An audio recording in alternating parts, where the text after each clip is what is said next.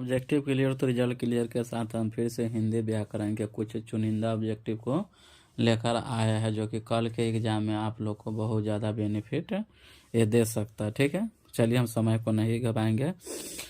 सबसे पहले हम देखते हैं कि यहाँ पर कि वर्णों के समूह को क्या कहते हैं, वर्णमाला कहते हैं। वर्णों के समूह को क्या कहते हैं, वर्णमाला कहता है। हिंदी में टोटल कितने वर्ण हैं, 48 है। ठीक है, वर्ण को कितने प्रकार होते हैं, तो वर्ण को दो भागों में बांटा गया, स्वर वर्ण और व्यंजन वर्ण। स्वर वर्ण की संख्या कितनी होती है, तो 11 होती है। ठीक है, स्वर वर्ण की संख्या कितनी होती है, 11 होती है। उसके बाद स्पर्श व्यंजन की संख्या कितनी होती है, तो 25 होती है। स्पर्श व्यंजन की संख्या कितनी होती है, 25। स्पर्श व्यंजन कहाँ से शुरू होता है, त क ख ग घ च छ ज झ ट ठ र र त थ द ध प फ ब भ।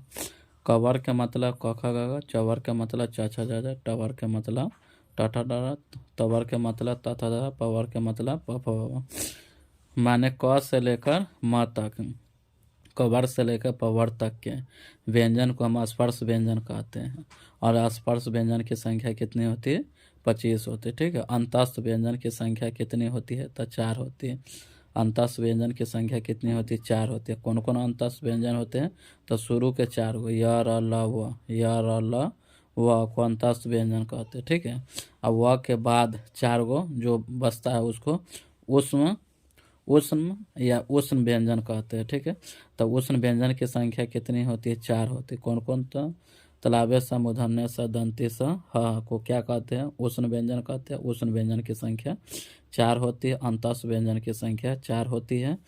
या र ल व को अंतस्थ व्यंजन कहा जाता है। तलाबे स, मूर्धन्य स, दंती स, ह को क्या कहा जाता है, उष्ण व्यंजन। तो वो अनुसार से देखा जाता है 25, 4, 29, 29, 4, 33। तो व्यंजनों की संख्या कितनी होती है, टोटल 33 होती है। ठीक है, व्यंजन कितने होते हैं, 33, जिसमें 25 स्पर्श व्यंजन होते हैं कवर से लेकर पवर तक, और 4 अंतस्थ व्यंजन होते हैं य र ल व, और 4 उष्ण व्यंजन होते हैं। ठीक है, उसके बाद क्वेश्चन भी पूछ सकता है कि स्वर्ण वर्ण के कितने प्रकार होते हैं, तो स्वर्ण वर्ण के ऐसे 3 प्रकार होते हैं। यहाँ पर तो दुइयों का जिक्र दिया है, लेकिन 3 प्रकार होते हैं। एक पलु स्वर होता है, तो स्वर वर्ण कितने प्रकार के होते हैं, तो स्वर वर्ण 3 प्रकार के होते हैं। एक हरा स्वर होता है, एक दीर्घ स्वर होता है, एक पलु स्वर होता है।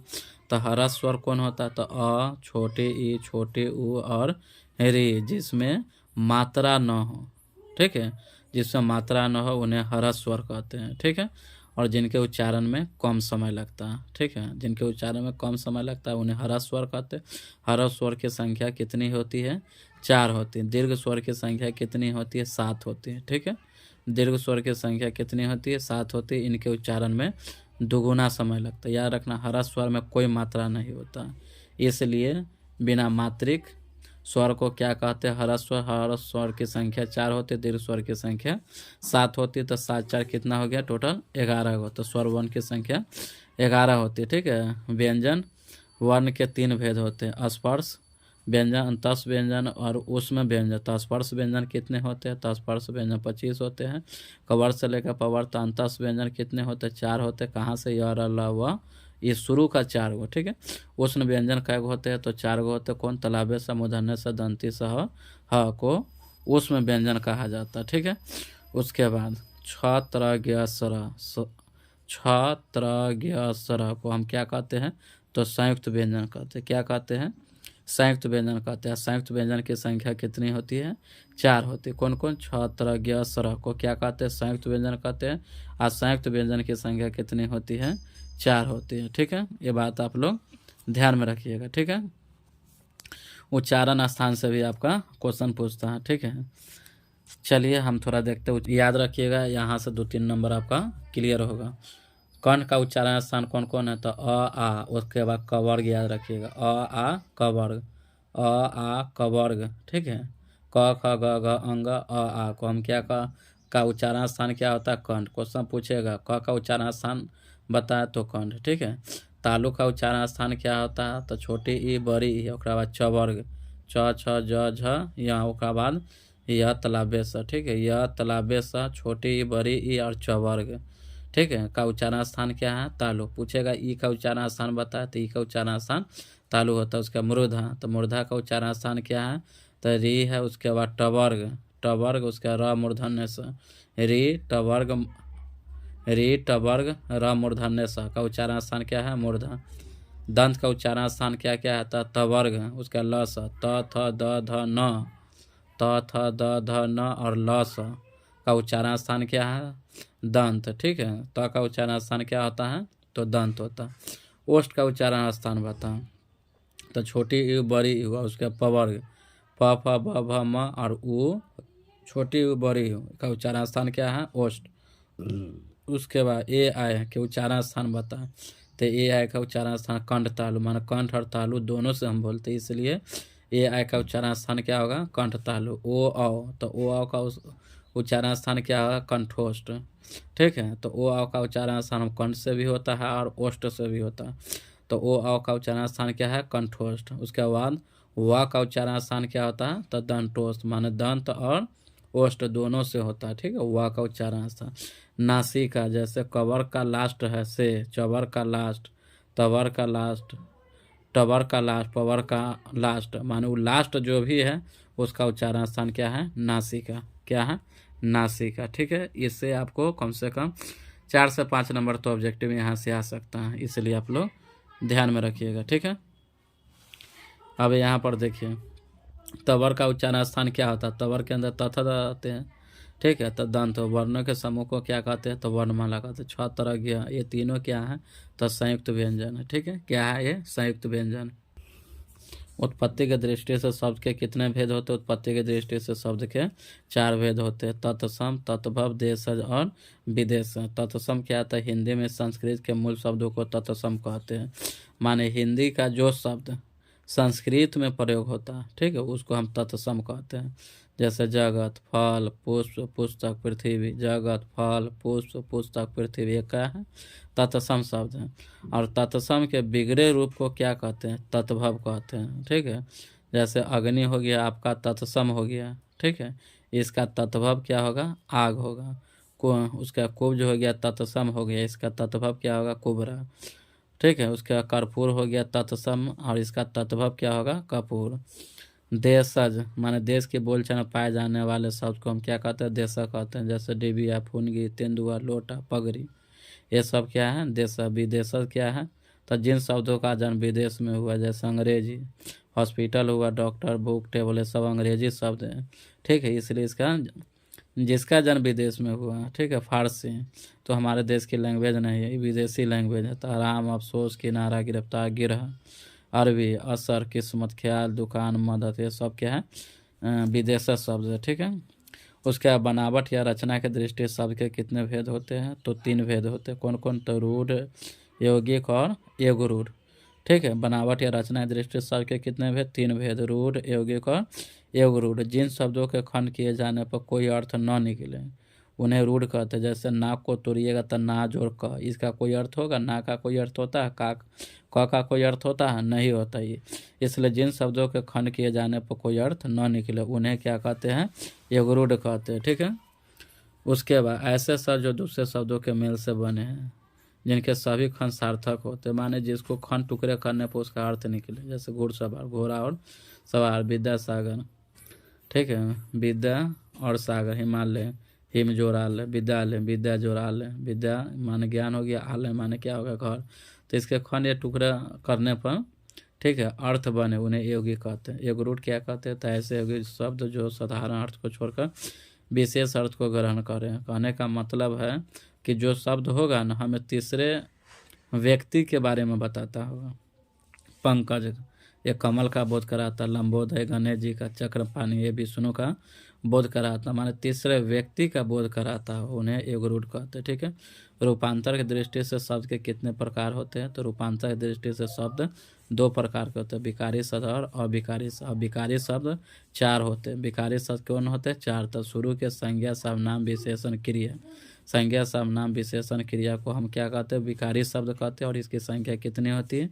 4 होती है। विकारी शब्द वे है जिनके रूप, लिंग, वचन, कारक और पुरुष के अनुसार बदलते हैं, ये 4। अविकारी शब्द वे है जिनके रूप नहीं बदलते और इनकी संख्या कितनी होती है?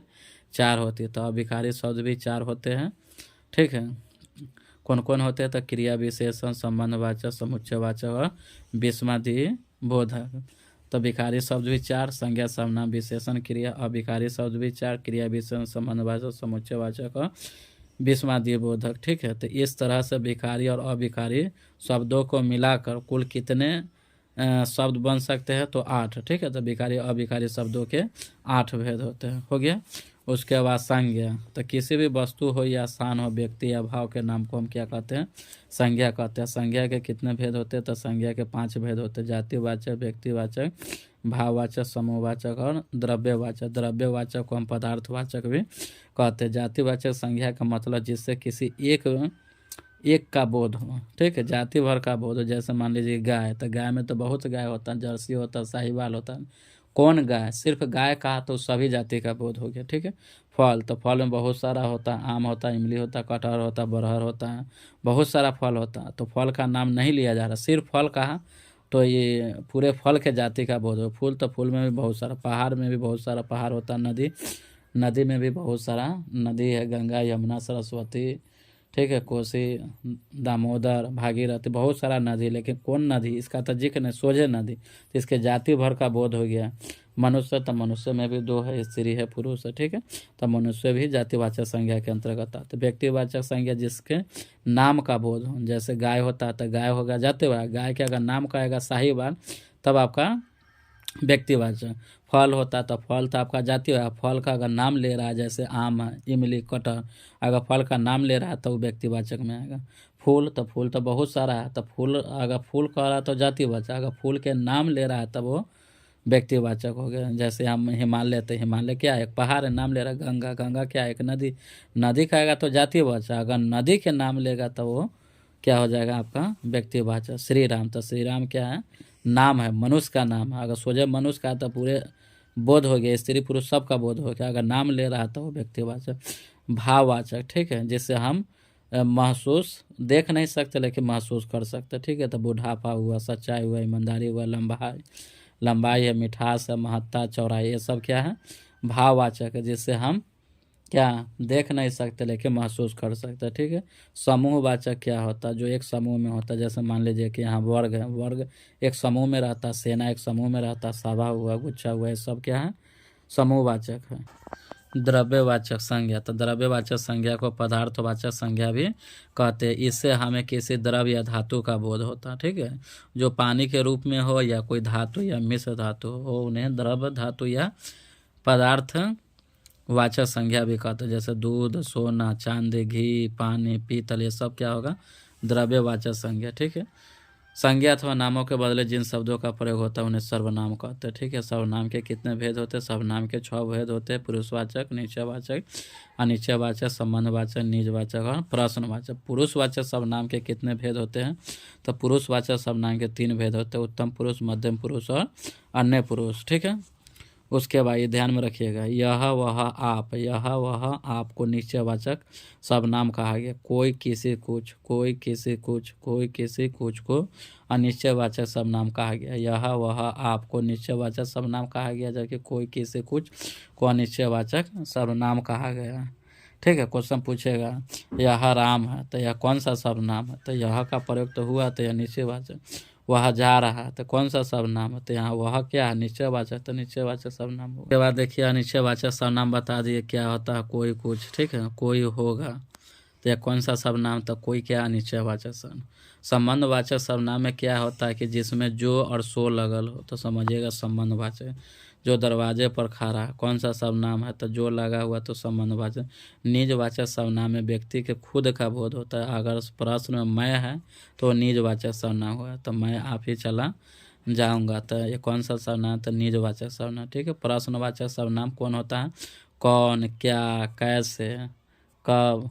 ठीक है, ये सब क्या प्रश्नवाचक में आएगा, कौन, क्या, क्यों, कैसे, कब, ये सब क्या प्रश्नवाचक सर्वनाम। विशेषण, तो विशेषण के कितने भेद होते हैं, विशेषण के 4 भेद होते हैं, गुणवाचक, परिमाणवाचक, संख्यावाचक और सार्वनामिक वाचक। ठीक है, गुणवाचक क्या होता है, जिससे किसी व्यक्ति के गुण, रंग, आकार, अवस्था का बोध होता है, उन्हें गुणवाचक विशेषण कहते हैं। जैसे मान लीजिए कि वह एक अच्छा आदमी है, तो यहाँ अच्छा क्या, इसके गुण को दर्शा रहा है। ठीक है, इसलिए गुणवाचक। काला टोपी, तो यहाँ काला क्या है, एक रंग है, तो रंग भी तो गुणवाचक को दर्शाता है, ठीक है। उसका चेहरा गोल है, तो यहाँ गोल क्या दर्शा रहा है, उसकी अवस्था को दर्शा, आकार को दर्शा रहा है, ठीक है। तो इसकी गुणवाचक सर्वनाम हुआ। उसके भूखे पेट भोजन नहीं होता, तो ये भूखा यहाँ पर क्या है, ये अवस्था को दर्शा रहा है, इसलिए यह गुणवाचक विशेषण। परिमाणवाचक विशेषण क्या होता था, जिससे हम माप तोल सकते हैं, ठीक है। या प्रश्न में थोड़ा पूरा और की चर्चा हो, प्रश्न में थोड़ा पूरा और की चर्चा हो, या जिससे हम नाप तोल सकते हैं, तो उन्हें परिमाणवाचक विशेषण कहते। थोड़ा दूध दो, तो दूध तो हम नाप ही के ना देंगे, ठीक है। उसके बाद कुछ रुपए दो, ठीक है, तो यहाँ कुछ भी होगा। उसके बाद सावधान 22 पसेरी, ये तो नाप ही के देंगे, तो इसलिए परिमाणवाचक विशेषण में आएगा। संख्यावाचक विशेषण में क्या आता है, किसी वस्तु के संख्या का बोध करा। 4 रुपये, तो यहाँ 4 क्या है, संख्या को दर्शा रहा। महीने के 30 दिन होते हैं, यहाँ 30 क्या है, एक संख्या को दर्शा रहा, इसलिए इन्हें संख्यावाचक विशेषण कहते हैं। सार्वनामिक विशेषण क्या होता है, तो जिसके पहले यह वह, ठीक है, यह वह कौन कोई लगा हो, यह वह कौन कोई लगा हो, तो वह सार्वनामिक विशेषण होते हैं। जैसे कौन विद्यार्थी अच्छा है, तो ये कौन सा विशेषण है, तो सार्वनामिक। कोई पुस्तक ले लो, ये कौन सा विशेषण, तो सार्वनामिक विशेषण है, ठीक है।